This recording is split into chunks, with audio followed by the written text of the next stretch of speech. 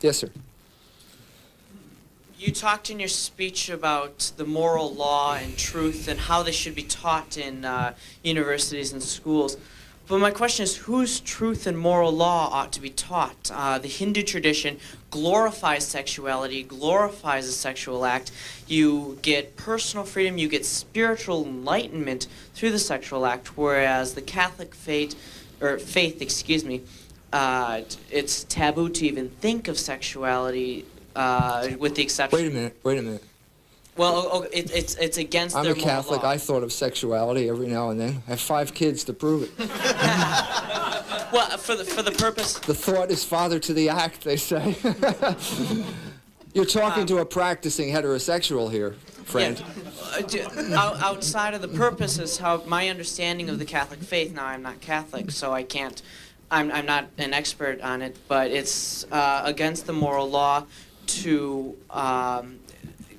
have sexual acts outside of the purposes of procreating and outside of missionary...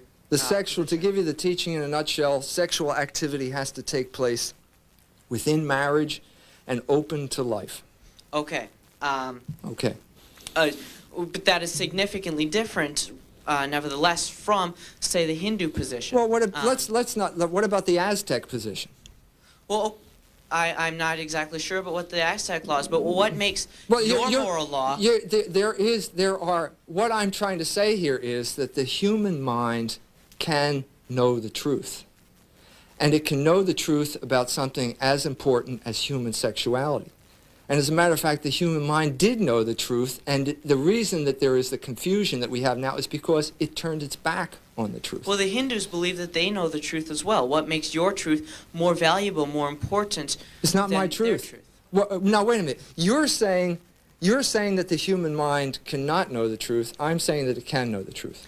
Well, what I'm saying You're is that... You're saying, in effect, is if someone says that X is so, and then someone says Y is so, that the human being has to throw up his hands and say, we can't know.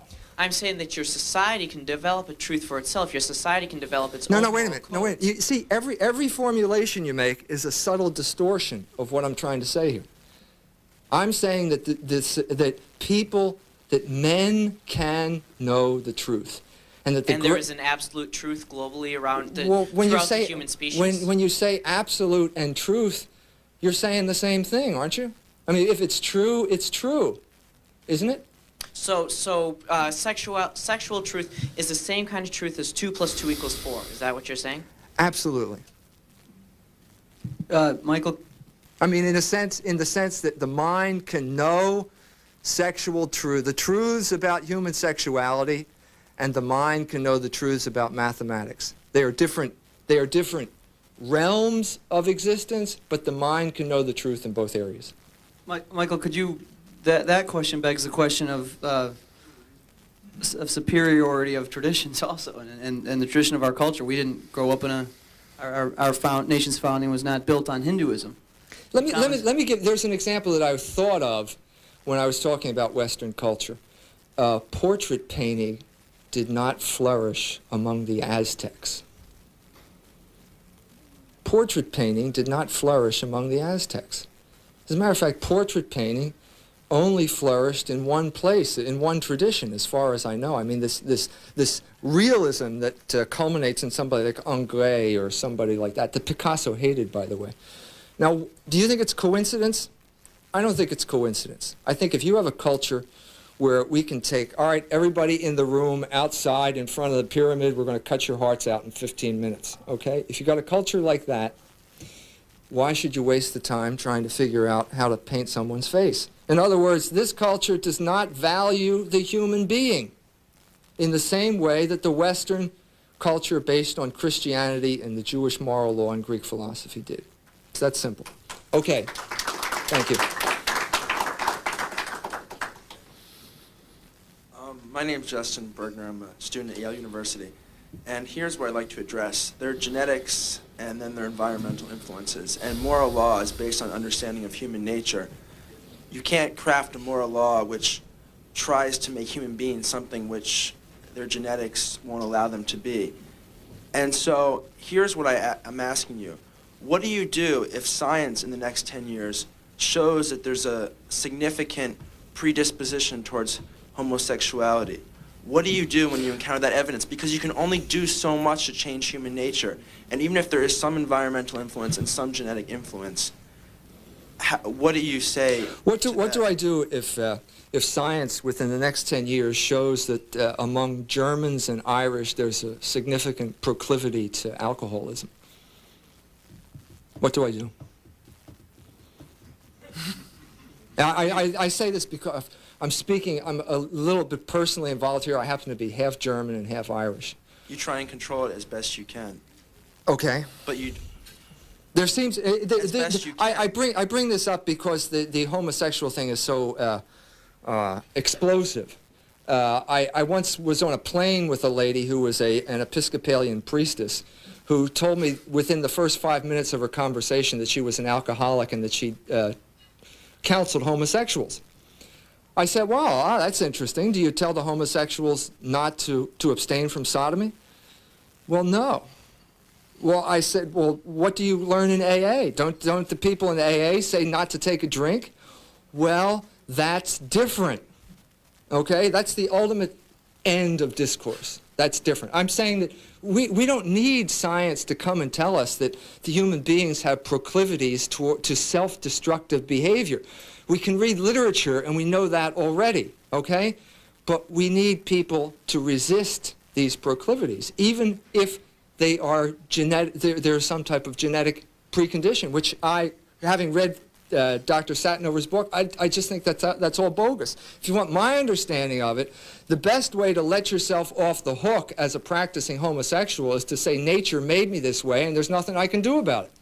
I think that's the real reading. But yeah, I'm into interpretation. I agree with you there, but don't you think you might be going too far in setting up necessary conditions for a moral law? I mean, is it really necessary? Well, either it is or it isn't. Because moral law is based on human nature.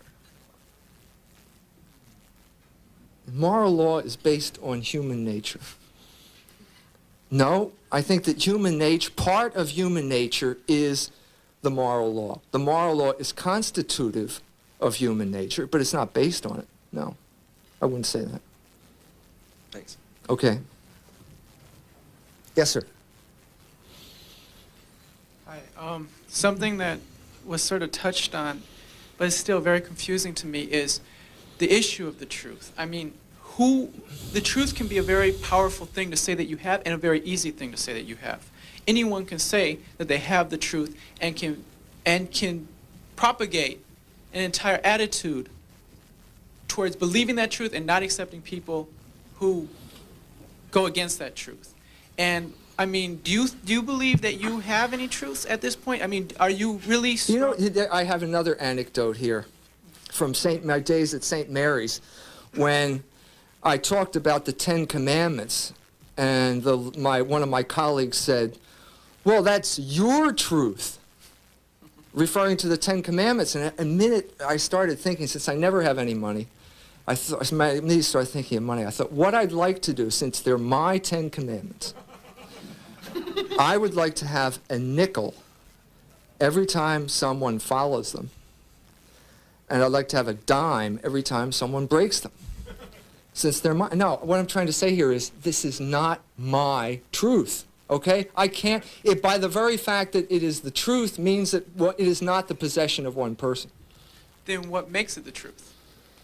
What makes it the truth? Adequatio rei et intellectum. Okay? That's what makes it the truth. Can you translate that, please? Yeah, the correspondence between thing and reality. That's what makes something the truth. And that's not at all open to interpretation. Does the mind... Did I say that there is no effort involved in understanding the truth? No, you did not. Did I say that the human mind was infallible? No, you did not. That you could just roll out of bed in the morning and understand the truth like a god, like an angel? Did I say that? No. Okay. Then how do we know whether we have a truth or whether we have some sort of interpretation that we have not yet realized the truth yet? For all we know, it would seem we don't have any. How do we know? How do you know I'm here? How do you know that you're not hallucinating right now? But is that truth how you're raised? You know, let me give you. I have to approach this by indirection. Christopher Derrick wrote a book called Escape from Skepticism. He's an English writer. He was in the middle of two young students came to him. He was in the middle of this heated discussion. In the discussion, the two young students were saying, nothing is certain. You can't know anything for certain. I mean, this is the ultimate truth of the human. They didn't say it that way, of course, which would contradict what they said. Nothing is certain in this life, and until you get that straight, you don't know anything. And then at one point, the guy looked at his watch and said, oh my God, it's 2:45. If we don't leave now, we'll miss the train. Now, what I'm saying here is that this skepticism is ridiculous, it's self-refuting, and it only exists in certain rarefied atmospheres like graduate seminars at universities. And even there, the people say, oh my God, it's 4 o'clock, the seminar's over. Well, we'll see you tomorrow. Make sure you do your assignment, and no cheating, and remember, above all, nothing is certain. See you tomorrow. So, moral truths about religion, etc., how people should act, are just as certain as it's 4 o'clock, the train's going to leave. There is a truth about human sexuality. There is a truth.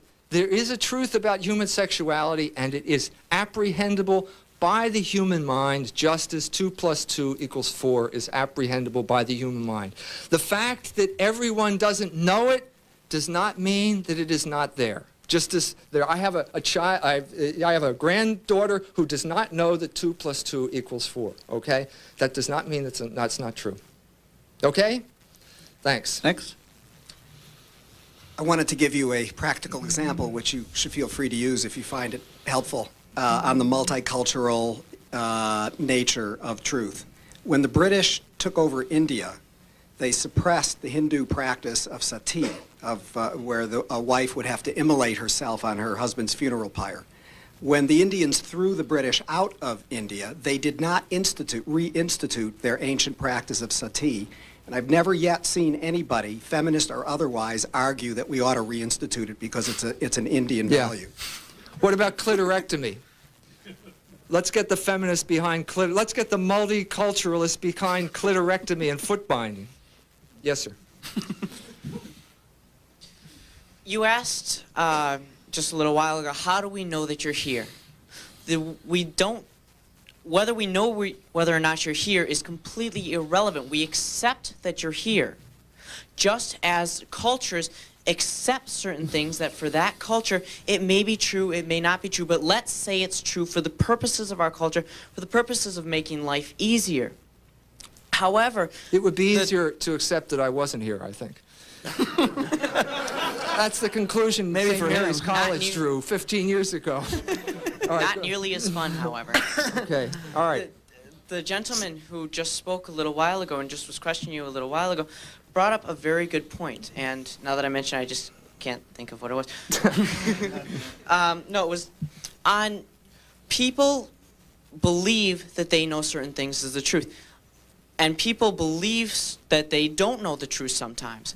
My question for you here is that how do we know that the truth that we believe, or what we believe to be the truth, is the same as, or which is different than what somebody else believes, that they know the truth, they believe that they know the absolute truth, but they're two different things. How do we know that we are correct in this, or that you specifically are correct in which the truth that you believe is the true truth, which is different than the truth that someone else believes? Why is there disagreement?